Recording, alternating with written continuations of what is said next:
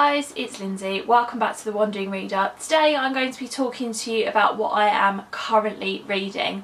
Now, I don't normally do videos like this on my channel, but I thought it would be a good opportunity to update you on whereabouts my reading is during the month at some point, so sort of mid-month sort of check-in thing.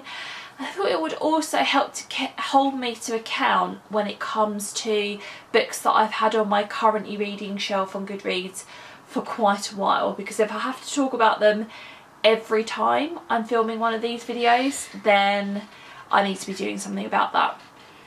So yeah, I have quite a few books to talk to you about, so let's jump in. Okay, so the first book that I'm currently reading is Jane Austen's Sense and Sensibility. I have been reading this since January, basically. Yeah, it was one of my goals to read all of Jane Austen's books and to consume them sort of physically and on audio, so I'm also listening to this on audio. I've got to chapter 15, so I've read 14 chapters of this so far, and the chapters aren't particularly long.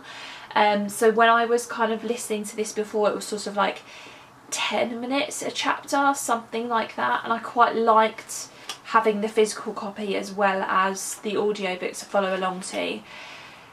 So I really need to pick this up again.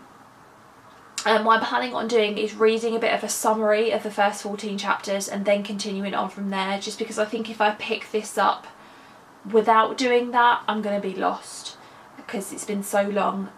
Basically since the middle of January since I read those 14 chapters. So yeah, I must pick this up again. So hopefully when I talk to you about this next month, I'll have made quite some headway into it.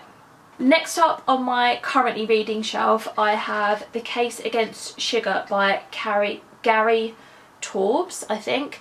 This is a book that my mum lent to me. I've been on a bit of a gym kick lately, so I am not particularly good about doing exercise at all. I lack a lot of motivation, and to be honest, when I've been to the gym before, I've not really known much about what I'm doing. But I joined this particular program in my local gym, which meant that they put together workout plans for you, sort of keep you on track.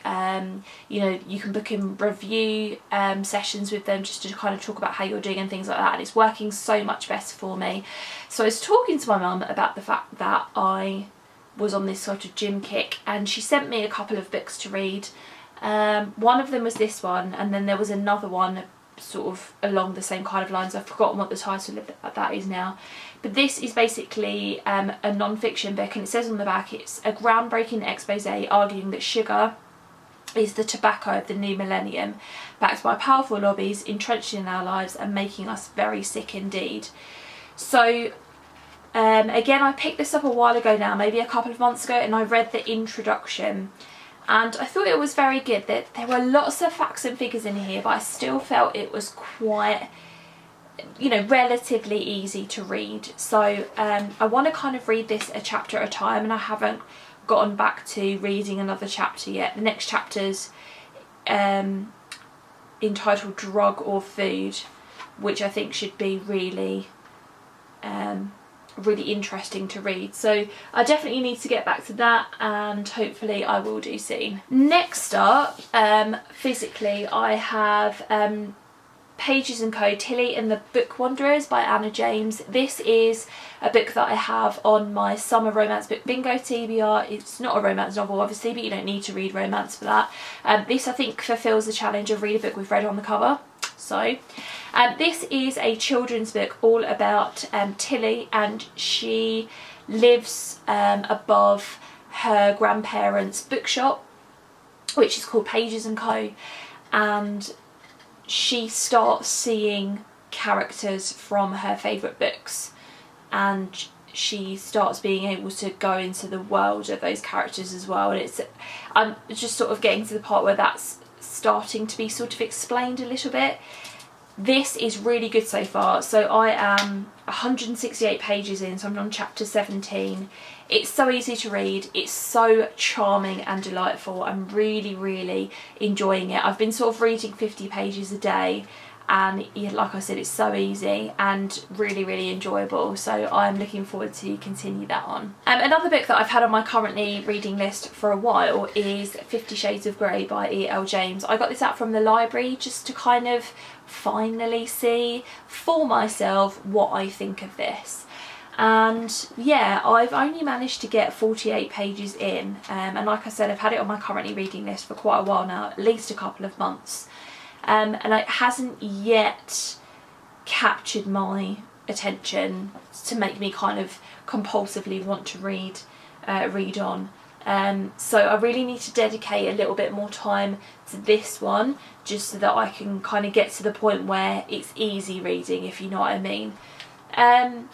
Yeah, so far the writing hasn't been bad, but it hasn't been good either. And there have been some things that I haven't necessarily believed in. You know, I know obviously there are lots of books where you have to suspend your disbelief. That's true, but at the same time I do think that most things are sort of rooted in reality, and that most books are about the human condition, and I don't always believe the way that the human condition has been portrayed in here so far. I hope that makes some sort of sense, but like I said, I'm only 48 pages in, so I've got quite a way to go yet. I can't believe how big these are. I don't think I fully knew that. I don't know, or maybe I did and I just brushed over it, but anyway, there's that. Then the audiobook that I'm currently listening to is called The Five, The Untold Lives of the Women Killed by Jack the Ripper by Hallie Rubenhold. I'm listening to this one from my library and I am loving it. It's so good.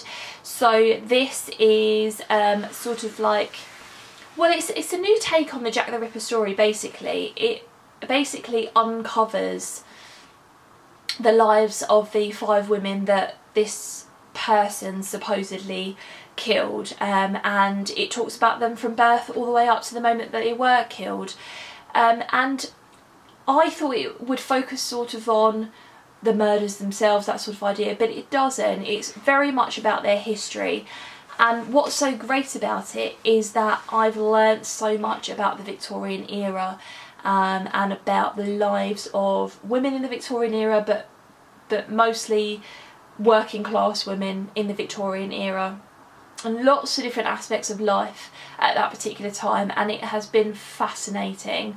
So yeah, I've only got about an hour left on that, so I'm definitely going to be finishing that this week, but so far I'm loving it.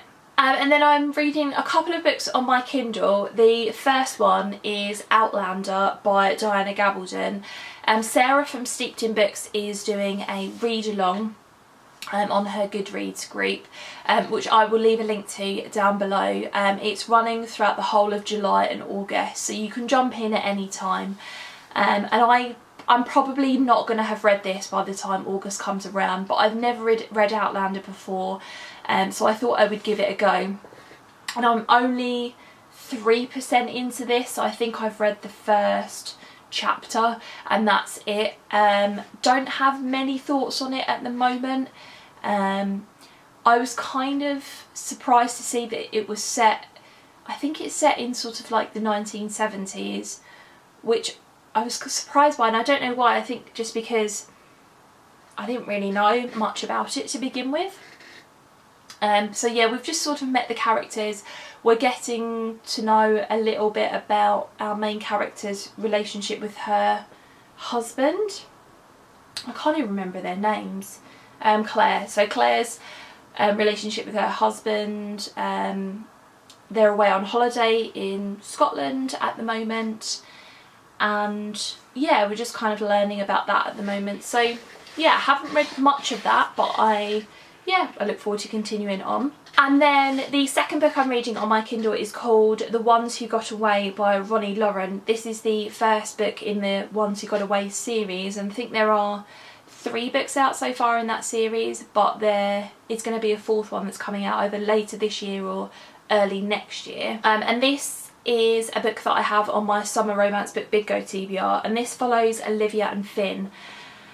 And Olivia and Finn are 2 survivors from a high school shooting. So on the day of their prom, somebody came in and shot a lot of their friends basically, and at the time Olivia was in a closet with Finn, and I think Finn had taken somebody else to the prom, so when they started hearing the commotion outside, he left her to go and sort of save whoever his date was.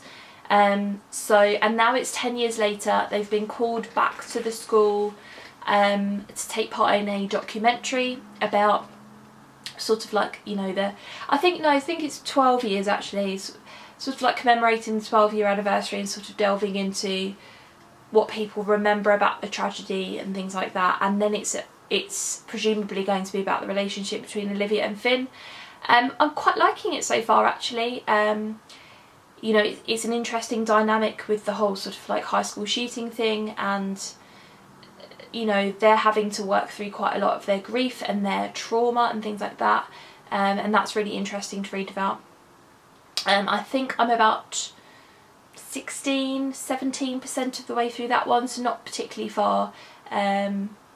But yeah, so there you go guys, they are all of the books that I am currently reading. I'd love to have a chat with you in the comments below. Have you read any of these books? What did you think of them, and what are you currently reading? Thanks very much for watching, and I'll see you in my next video. Bye.